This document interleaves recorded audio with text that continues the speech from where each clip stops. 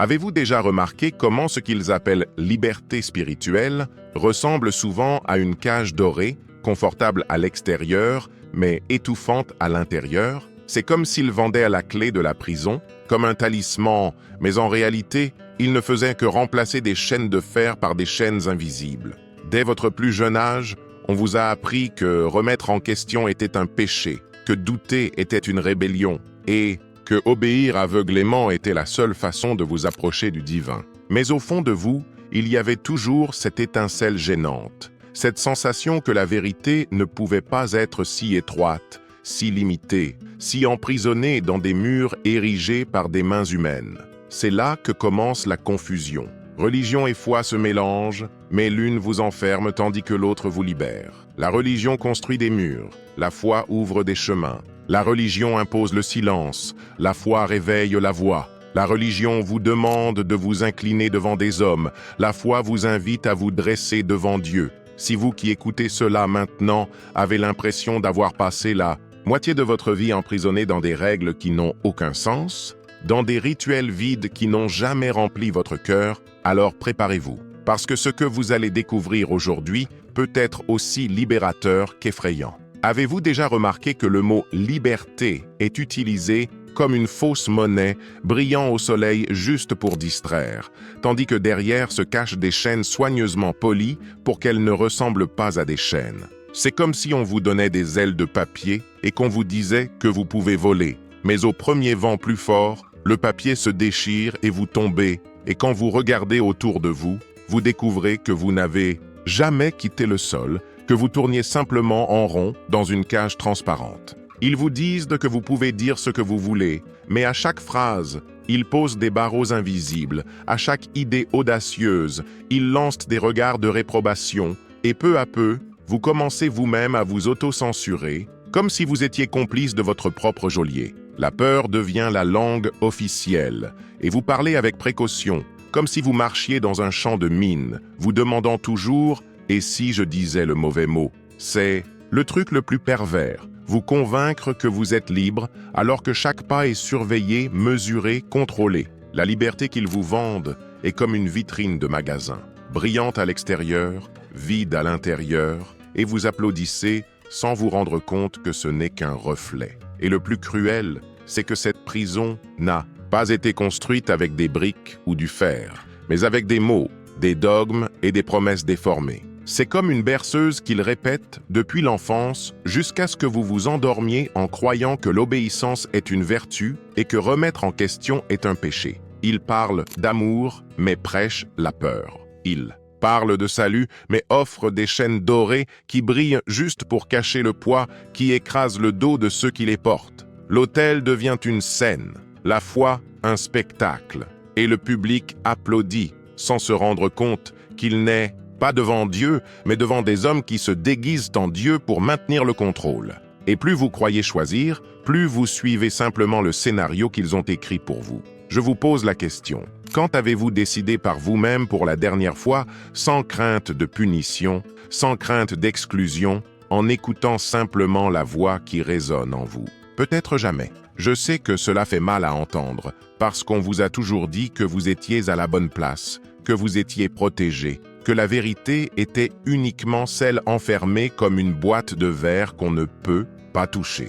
Mais que se passe-t-il quand vous vous approchez de la boîte et réalisez que le couvercle est simplement posé, pas verrouillé, et que vous pourriez l'ouvrir à tout moment? Le choc est si grand que beaucoup reculent, préférant vivre dans l'illusion que tout est sûr, que rien ne doit être questionné, parce que sortir de la boîte signifie affronter le vide, marcher sans béquille, apprendre à voir avec ses propres yeux. Et cela fait peur. Peur de se tromper, peur de tomber, peur de découvrir que tout ce en quoi vous avez cru n'était qu'une farce habilement construite pour vous garder obéissant. Mais il y a toujours un moment, un éclair, où le masque glisse. Cela peut être une contradiction, une injustice, un ordre absurde qui ne cadre pas avec ce que vous ressentez au fond de l'âme. C'est à cet instant que la prison commence à se fissurer, comme un miroir qui ne peut plus soutenir le mensonge qu'il reflète. Vous réalisez que l'amour véritable ne peut être conditionné, que la foi authentique n'a pas besoin de chaînes,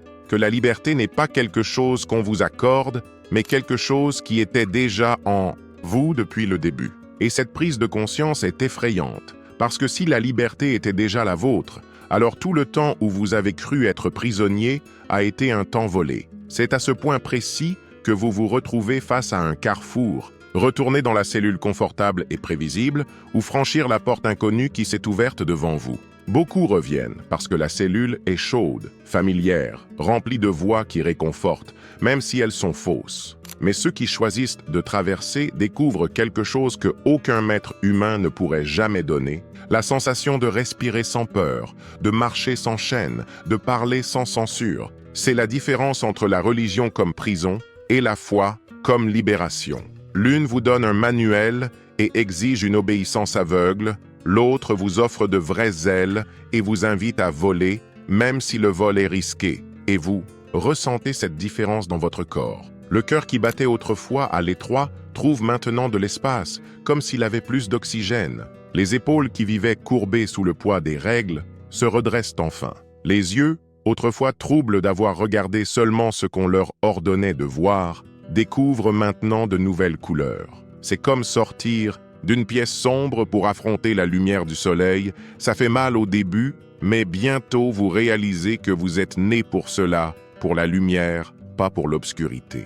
Et cette lumière ne vient pas de l'extérieur, pas des temples, pas des hommes. Elle vient de l'intérieur, parce qu'elle a toujours été là. Ce réveil, cependant, n'est pas célébré par ceux qui contrôlent la cellule. Au contraire, ils vous accuseront, vous traiteront de rebelles, d'hérétiques, d'égarés, parce que rien ne menace plus un système de contrôle que quelqu'un qui a découvert qu'il n'a pas besoin de lui pour exister. Ils savent qu'une personne libre peut en libérer beaucoup d'autres, et c'est pourquoi ils tenteront de vous faire taire, de vous ridiculiser, de vous exclure. C'est le prix de la liberté, porter l'incompréhension de ceux qui dorment encore. Mais même ce prix est léger comparé au poids des menottes que vous avez laissées derrière vous. Et dans ce processus, vous commencez à réaliser que vous n'êtes pas seul. Il y a d'autres qui se sont aussi réveillés, qui ont aussi compris que la cage était ouverte depuis toujours. Vous vous connectez à eux, non par obligation, non par imposition, mais par affinité d'esprit, par résonance. Et ensemble, vous découvrez que la foi n'est pas un uniforme que tous portent de la même façon, mais une flamme qui brille de manière unique en chacun. La religion emprisonne dans la répétition. La foi libère dans la singularité. Enfin, vous comprenez que la véritable prison n'a jamais été dans les murs, mais dans l'esprit. Ils savaient que s'ils contrôlèrent vos pensées, ils contrôleraient tout le reste. Mais maintenant, vous avez la clé. Questionner, ressentir, faire confiance à ce qui vient de l'intérieur, pas à ce qui a été imposé de l'extérieur. Cette clé ouvre toutes les portes. Et le plus surprenant est de réaliser que vous n'avez jamais eu besoin de la demander à quiconque, elle a toujours été à vous. La religion a essayé de la cacher, mais la foi la révèle. Et quand cette clé tourne, vous ne vous attendiez pas à un mentor de chair et d'os, et peut-être est-ce pour cela qu'il est venu en silence. Un journal ancien trouvé dans une librairie d'occasion oubliée, une vidéo ancienne que quelqu'un a tenté d'effacer, un cahier aux marges griffonné par des mains agitées, une lettre sans expéditeur, un court enregistrement disant « Regarde encore », un article de journal avec des dates qui ne concordaient pas, un sermon ancien contredisant le nouveau, un graphique qui monte toujours quand votre liberté descend, une séquence de symboles répétés en différents lieux. Tout cela s'est assemblé comme des pièces d'un puzzle que aucun prédicateur ne voulait que vous montiez, et dans ce mosaïque de pistes discrètes, la vérité est apparue sans scène. Ce n'était pas une voix qui criait, c'était un murmure constant disant que la grande prison est construite avec de petites concessions répétées jusqu'à devenir loi en vous. À partir de là, les contradictions sont devenues visibles comme des fissures dans une vitre sous une lumière forte. Les promesses grandioses qui n'arrivent jamais deviennent des excuses pour plus de contrôle. La compassion prêchée au micro s'évapore dans les coulisses froides, l'humilité devient une répétition, la discipline un fouet, la transparence a des zones sombres que personne ne touche, le discours sur la liberté vient toujours avec des astérisques, les règles varient selon l'intérêt de ceux qui commandent, et chaque fois qu'on vous demande « faites confiance aveuglément », un nouveau cadenas se ferme sur votre pensée, alors vous commencez à vous demander « qui profite de mon obéissance automatique ?» Allez-vous réaliser que la carte des bénéfices ne pointe pas vers le ciel, mais vers des structures humaines qui prospèrent quand votre conscience dort. Le choc émotionnel et spirituel vous traverse comme une lame glacée lorsque vous comprenez que même le langage de la foi, qui devrait guérir, a été utilisé comme anesthésiant pour vous faire accepter ce que vous n'accepteriez jamais éveillé. Ils ont promis la paix, mais c'était un silence imposé. Ils ont promis une direction, mais ce étaient des rails qui ramenaient au même enclos. Ils ont promis la sainteté, mais ils ont vendu une apparence. Et le cœur, qui reconnaît le parfum du vrai, a commencé à rejeter l'odeur artificielle du contrôle parfumé. Et alors vous avez senti le malaise moral, le vertige de la conscience qui respire à nouveau, le besoin urgent de laver l'âme des mots qui n'avaient pas de vie. Parce que si la foi est vivante, elle n'a pas besoin de menottes pour rester debout. Le climax arrive quand vous décidez de lever le rideau et de regarder l'engrenage. Il n'y a pas de monstre mythique, il y a des contrats implicites, des spectateurs entraînés, un cœur répété, des étiquettes prêtes pour ceux qui questionnent, des récompenses pour ceux qui se taisent. Vous voyez la main qui tire les ficelles, non pas comme une personne à haïr, mais comme un schéma à reconnaître. Et quand une autorité vous demande votre conscience en échange d'appartenance, vous comprenez le vrai prix de cette place, réservée au premier rang. À cet instant, vous choisissez la dignité de rester debout au fond à n'importe quel prix, parce que la vérité n'a pas besoin d'un siège d'honneur, elle a besoin d'une colonne forte en vous. Les outils spirituels qui vous élèvent ne sont pas bruyants. L'intuition qui murmure ne signe pas avec l'âme. Les rêves qui vous montrent des portes qui semblaient être des murs, les prières silencieuses qui ne demandent pas de public et réalignent la boussole, le jeûne du bruit qui redonne de la netteté à l'essentiel, les signes discrets de la providence qui confirme le bon pas quand vous choisissez le bien sans projecteur et le courage d'écouter ce qui fait mal sans déléguer la responsabilité. C'est dans ce laboratoire secret que votre foi, désormais sans maquillage, gagne en muscles. Et vous apprenez que le sacré n'a pas besoin de décor pour être réel. Vous commencez à tester cette nouvelle vision dans le quotidien. Vous parlez moins pour convaincre et plus pour discerner. Vous remarquez des termes qui passaient autrefois inaperçus. Vous voyez comment la culpabilité est utilisée comme levier. Vous percevez le timing des promesses et l'usage stratégique de la peur. Vous identifiez le scénario d'approbation et de punition sociale. Vous refusez les jeux mentaux qui exigent votre estime de soi comme paiement et surtout, vous revenez à choisir lentement. À chaque non silencieux naît un centimètre de terrain ferme et à chaque oui, conscient se construit un pont intérieur par où votre âme traverse sans se vendre. À partir de là, l'échiquier change. Certains s'éloignent parce qu'ils ne tolèrent pas celui qui ne se plie pas à des rituels vides. D'autres s'approchent en secret parce qu'ils ressentent la même pression et ne savaient pas comment la nommer. Les portes qui exigeaient dans votre renonciation morale se ferment, mais des fenêtres qui demandent de l'intégrité s'ouvrent. Et votre paix, qui semblait fragile, commence à effrayer ceux qui contrôlent par le chaos. C'est alors que la phrase brûle enfin au centre de votre conscience comme un avertissement et une direction. Celui qui contrôle votre esprit contrôle votre âme.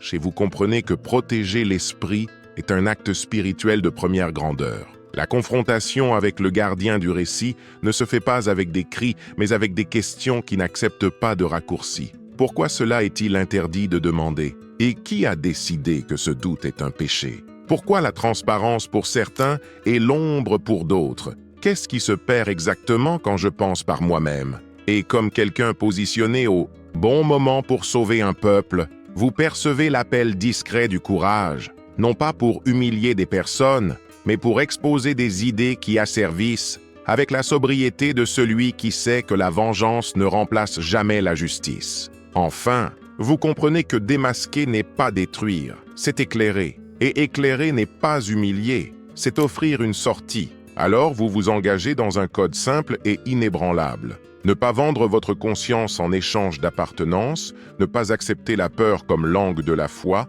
ne pas confondre autorité avec autoritarisme, ne pas appeler une cage un hôtel, ne pas déléguer votre propre veille et continuer à marcher avec des pas petits, fermes, constants, parce que maintenant vous savez que la vraie liberté n'est pas bruyante, elle est stable, et quand elle arrive, personne ne peut plus la prendre. Le silence était lourd, presque étouffant, comme si la vérité elle-même avait peur d'être prononcée. Les murs de la croyance imposée résonnaient encore en moi, mais maintenant, pour la première fois, je voyais les fissures. Elles n'étaient pas petites, elles n'étaient pas invisibles. Elles étaient des abîmes déguisés en certitude. Combien de fois avez-vous aussi cru que obéir aveuglément était synonyme de sainteté? Combien de fois vous êtes-vous incliné devant une structure qui semblait sacrée, mais qui, en réalité, n'était qu'une construction humaine? La religion, telle qu'on me l'a enseignée, fonctionnait comme une cellule invisible. Vous entrez, vous pensez être en sécurité, mais bientôt vous réalisez que les portes ne s'ouvrent plus. Je voyais des multitudes à genoux, mais pas en adoration du Créateur, plutôt en révérence envers les chaînes qui les maintenaient, dociles. Au fond de moi, une voix criait « Ceci n'est pas la liberté, c'est une soumission maquillée de spiritualité ». Je ne voulais plus répéter des mantras que je ne comprenais pas. Je ne voulais plus appeler foi ce qui ne faisait que nourrir une obéissance aveugle. C'est à ce moment-là que j'ai compris. Le système religieux a toujours eu peur de la vraie foi. Parce que la foi, quand elle s'éveille, n'obéit pas aux hommes, ne se plie pas aux dogmes, ne se vend pas à des pouvoirs invisibles qui manipulent au nom de Dieu. La foi n'est pas une laisse, mais des ailes qui percent les cieux. Et celui qui apprend à voler dérange les geôliers. L'avez-vous déjà remarqué? Quand vous commencez à questionner, il ne vous offre pas de réponse, il vous menace. Quand vous osez ouvrir les yeux, ils essaient de vous aveugler avec la peur. Mais je n'avais plus peur. La peur avait été leur outil, et je l'ai jeté comme on se défait d'une chaîne rouillée. La lumière de la foi n'est pas contrôlée par des temples, ni par des leaders, ni par des rituels. Elle est comme le vent, elle ne peut être enfermée. Et c'est là que j'ai réalisé. La religion construit des murs, mais la foi ouvre des chemins. Cette révélation ne s'est pas faite sans douleur. C'était comme arracher la peau d'un mensonge qui s'était collé à mon âme. Chaque souvenir de soumission me brûlait de l'intérieur, mais me libérait aussi. Je me souvenais des fois où l'on m'avait dit que questionner était un péché, alors que le vrai péché était de vivre sans chercher la vérité. Je me souvenais des cultes où j'avais vu plus de manipulation que d'amour, plus de contrôle que de compassion. La religion n'avait pas peur de Dieu, elle avait peur de la liberté qu'il avait accordée à l'homme. Et je me demande, combien de fois vous êtes-vous senti étouffé, mais n'avez pas eu le courage de quitter la cellule? Combien de fois avez-vous cru que la prison était le seul endroit sûr? C'est douloureux, je sais, mais c'est seulement en traversant la douleur que l'on trouve la vérité. Et la vérité ne se plie pas. Quand elle arrive, elle ne demande pas la permission. Elle fracasse les portes. J'ai senti comme si mes yeux brûlaient, comme si enfin ils voyaient la réalité sans les filtres de la tradition. Le poids des sermons répétitifs tombait de moi comme des chaînes brisées. Je respirais profondément, et chaque respiration semblait crier « Maintenant je suis libre ». Pas libre au sens où le monde le dit, mais libre de l'intérieur vers l'extérieur. Libre de penser, de choisir, d'aimer sans peur. La vraie foi m'enseignait cela, que Dieu ne veut pas d'esclaves aveugles, mais des enfants conscients. La religion craint des enfants conscients, parce qu'ils ne tolèrent pas la manipulation. Mais le Créateur a toujours voulu cela, conscience, clarté, liberté. Le système, percevant cette rébellion silencieuse, réagit. Il ne tolère pas qu'un seul se lève. Il pointe du doigt, accuse, appelle cela hérésie, folie, rébellion. Mais avez-vous déjà remarqué que tous ceux qui ont vraiment changé l'histoire ont été appelés ainsi? Peut-être que la folie n'est que le courage de vivre sans chaîne. Peut-être que l'hérésie n'est que l'audace d'aimer la vérité plus que les traditions. Je me suis retrouvé à cette place, seul face à une foule qui me jugeait, mais accompagné par une foi qui me fortifiait. Et alors j'ai compris, ce n'est pas la religion qui me soutient, c'est la foi. Et cette foi n'est pas fragile. C'est un feu qui consume tout mensonge. Quand on rompt avec la religion, on ne rompt pas avec Dieu. C'est le plus grand mensonge qu'on vous a enseigné. Ils vous font croire que sans eux, vous n'avez pas accès au Créateur. Mais la vérité est l'inverse. Sans eux, vous trouvez enfin le Créateur sans intermédiaire. Avez-vous déjà réalisé à quel point c'est puissant quand la foi ne dépend de personne d'autre que de vous et de Dieu? On ne peut pas contrôler cela, on ne peut pas le manipuler. C'est pour cela qu'ils en ont si peur.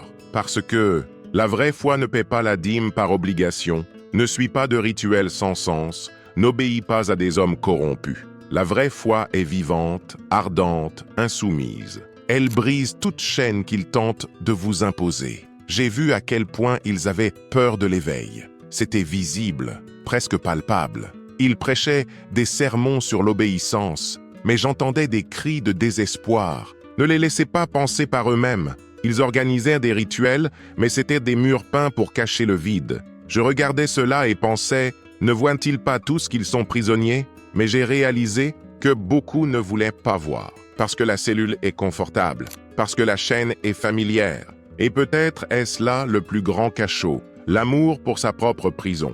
Mais je ne pouvais plus aimer la cellule. Je ne pouvais plus prétendre être libre, sachant que j'étais enchaîné. Alors, j'ai choisi la foi. J'ai choisi de marcher avec elle, même si on m'appelait fou, même si on me désignait comme traître. Parce que je savais, la religion m'enferme, mais la foi me libère. Et la liberté qui vient de la foi n'est pas bon marché, elle n'est pas facile, elle n'est pas populaire. Elle exige du courage, elle exige du sang, elle exige du renoncement. Mais elle offre aussi quelque chose que rien ne peut acheter, la paix. La paix de savoir que vous ne dépendez pas de structures humaines pour être aimé par Dieu. La paix de savoir que personne ne peut éteindre la lumière qu'il a allumée en vous. Et quand cette lumière brille, le monde entier tremble. Parce qu'elle n'a pas besoin de temple pour exister.